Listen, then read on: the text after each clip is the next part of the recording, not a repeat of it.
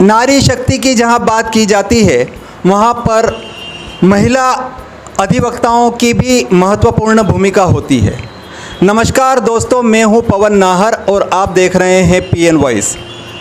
National commission for women और अखिल भारतीय अधिवक्ता परिषद के संयुक्त तत्वाधान में दिल्ली में एक संयुक्त सेमिनार का आयोजन किया जा रहा है, जिसमें संपूर्ण भारत की महिला अधिवक्ताएं पार्टिसिपेट करने वाली है। झाबुआ ज़िले के लिए गौरव की बात है कि झाबुआ ज़िले से भी थानला नगर से एक अधिवक्ता एडवोकेट उसमें शिरकत करने वाली हैं। आज हमारे बीच मयूरी धानक, जो राजू धानक की सुपुत्री हैं, वह भी उस कॉन्फ्रेंस का हिस्सा होने वाली है, दिल्ली में जाने वाली हैं। आइए हम उनसे बात करते हैं कि किस प्रकार का वह आयोजन है और उसमें कौन अधिवक्ता, कौन जज उसमें कॉन्फ्रेंस में अपनी महत्वपूर्ण भूमिकाएं निभाएंगे और महिला अधिवक्ताओं के लिए वो किस प्रकार की बात करेंगे। 75 वर्ष के भारत के पुनरुत्थान में महिला अधिवक्ताओं की क्या भूमिका है, इस विषय पर वह सेमिनार आयोजित किया जा रहा है। पूरी बात मयूरी धानक के साथ। नमस्कार मयूरी।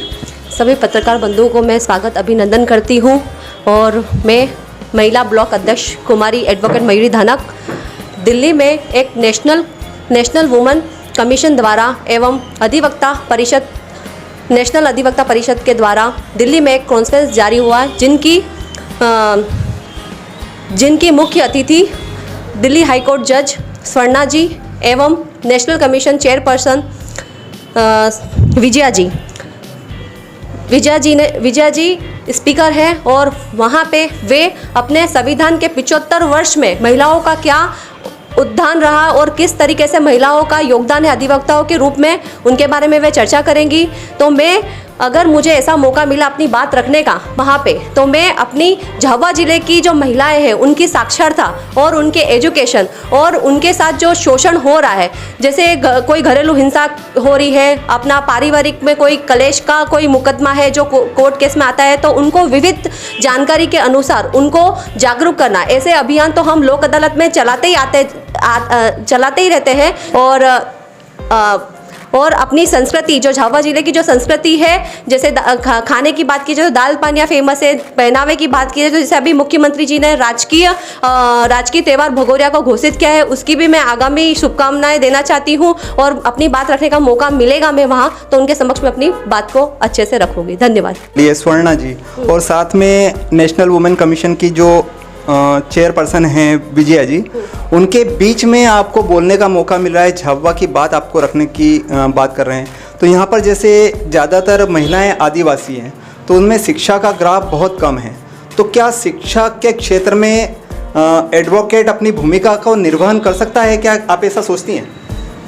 बिल्कुल, जैसे कि झाबुआ में पहले LLB लॉ का भी एक कॉलेज हुआ करता था, तो जो कि अनफॉर्चुनेटली वहाँ पे लिटरेसी के कारण वो चीज़ बंद कर दी गई। तो मैं ज़रूर वहाँ पे अपनी बात रख के जो LLB का कॉलेज वापस से रीउत्थान करने की वहाँ पे गुजारिश करूँगी और एजुकेशन के मैटर में जो भी चीज़ अपने साक्षरता अभियान के ज़रिए वहाँ पे प्रस्तुत करूँगी।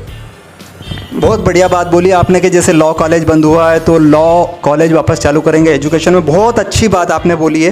तो एजुकेशन डिपार्टमेंट में तो हो गया, लेकिन आप एक बात बताएं कि जैसे आदिवासी जो संस्कृति है उसमें महिलाएं बाहर नहीं निकल पाती हैं और अपनी घरेलू हिंसा को बता भी नहीं पाती है, तो उसको उठाने के लिए, उसको बाहर निकालने के लिए आप किस प्रकार की जागृति लाने का प्रयास करेंगे? क्या जनजाति, जैसे पुलिस अभियान चला रही है खाटला बैठक का, तो क्या एडवोकेट भी यहाँ के लोकल जजों के साथ में, या आपकी जो चेयरपर्सन है, जो आपके जो विभाग हैं, जैसे वुमेन्स कमीशन वाला हुआ या ये अखिल भारतीय अधिवक्ता परिषद हुआ, तो क्या इनके माध्यम से भी आप इस बात को खाटला बैठक के द्वारा महिलाओं को जागृत करने का प्रयास करेंगी?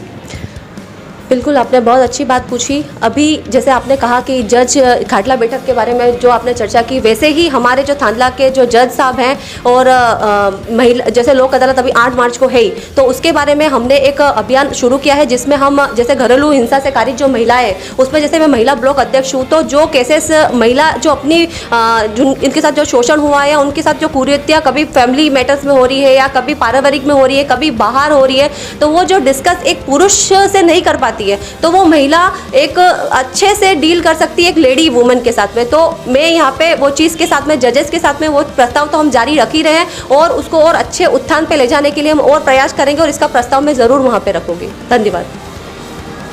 ये थी मयूरी राजू धानक, जिन्होंने अपनी बात पूरी बुलंदी के साथ में इस मीडिया के साथ में शेयर की।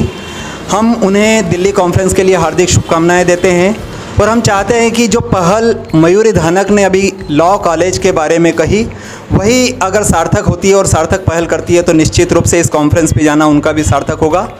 आप देखते रहिए PN वॉइस। यदि आपने हमारे इस चैनल को अभी तक सब्सक्राइब नहीं किया है तो नीचे दिए गए लाल बटन को दबाकर बेल बजाइए व ताज़ा व आपसे जुड़ी जानकारी पाइए। खबर पसंद आने पर इसे लाइक और शेयर करना न भूलें।